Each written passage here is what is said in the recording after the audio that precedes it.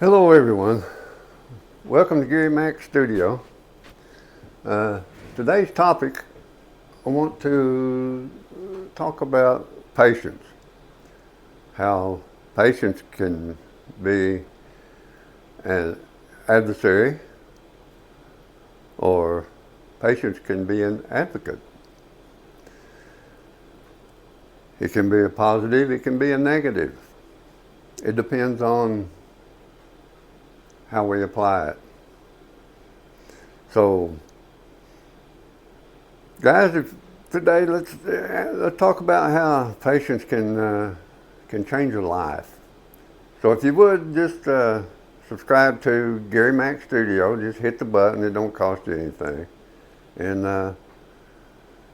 let me know.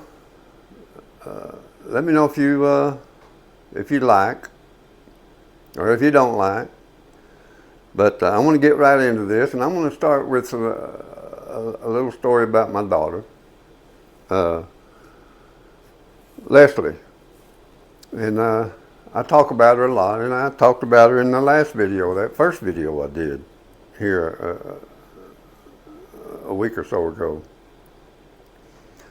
And her name is Leslie, and when she was in her early teens, mid-teens, I don't remember the exact day. This was like in the mid-80s, early mid-80s, somewhere right in there. She was 14 years old or so, or somewhere in there.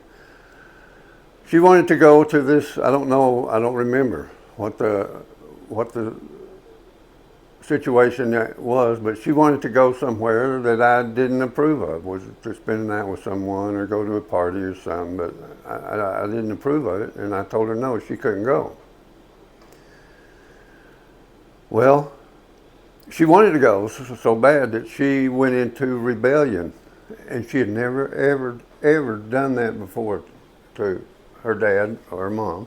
Had gone into rebellion like that and said, I'm going to go anyway. So I thought about it. How am I going to handle this? I've never run into this situation before. My dad did. So I just my dad did with me, so I just kind of thought about how he handled me in the situation. And I can tell you right now, when I was a teenager in my mid-teens, about her age or a little bit older, I was picked up and went to jail. So I called Dad. It was about 2 o'clock in the morning. Dad, they got me in jail. And he was like, he didn't say nothing for a few seconds. And he says, well, what do you want me to do about it? You got yourself in there, you can get yourself out. So I thought about how my dad treated me. So, okay, well, since that was the situation, I had to handle this myself. And through that, I learned remorse. I learned, well, if I'm going to do something stupid, I'm going to have to pay the price, because my dad isn't going to come and bail me out of my own stupid stuff. So when she said, well, I'm just leaving, I'm going. So I thought, well, okay, that's your decision. Just like my dad said to me, told me, he said, that was your decision, you deal with it.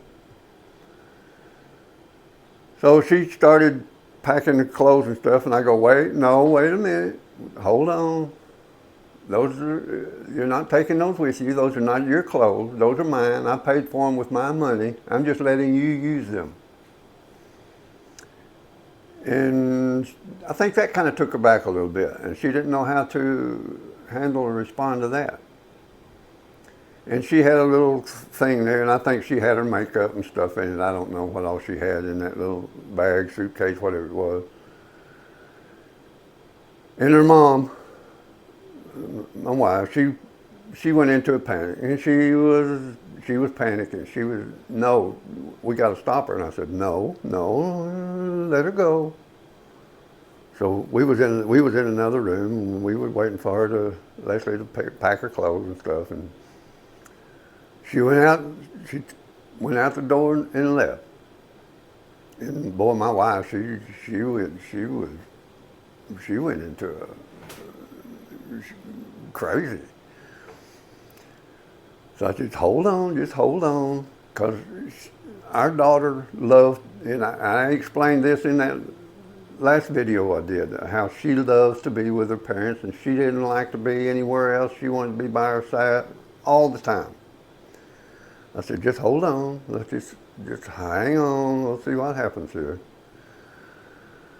So she probably wasn't gone 15 minutes, I guess, maybe a little longer. I don't really remember. She could tell me, but I don't remember. But it wasn't very long. She come back in. I said, well, I thought you were leaving. She started crying. She said, I ain't got no place to go. I hugged her and I said, okay. So from that point on, we never had any problem like that again, just like my dad never had any problem like that with me again. If I did something stupid, I was going to have to pay the price myself. And so later on in life, and as she grew older, she's very smart, very analytic. She thinks now before she jumps into anything on impulse, like she did that. She just jumped into it on impulse. And I've done that countless times. I've jumped into something on impulse when I should have sat and thought things out, got an education about how to or what to or when or how to do it. And she is very, very analytic in studying and figuring things out. And her and her husband moved to Colorado, and then this has been about, 15 years ago, I guess, somewhere right in there, or give or take a few. I don't remember the exact date or when exactly this happened, but we got a phone call here in Fort Worth from her. They lived up right north of Denver, Colorado, that she was diagnosed with breast cancer. Well, immediately I went into a panic. Okay, this ain't good. And my wife, Susan, she went into a panic. We both did. So, okay, we got all geared up to go up there and see what we could do.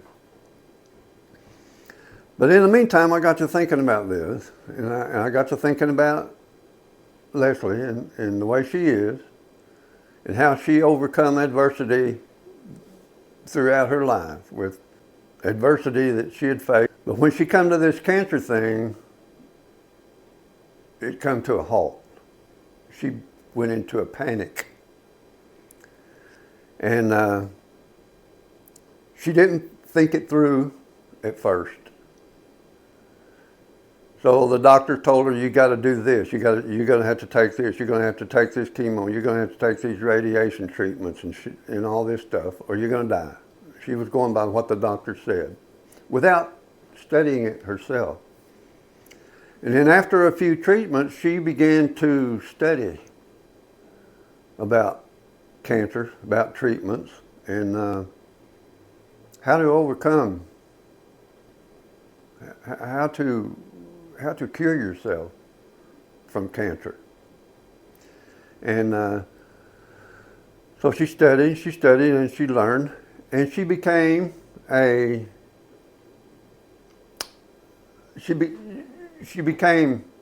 she wanted to use what she had learned to teach other people that were in that panic mode when they learned they had cancer.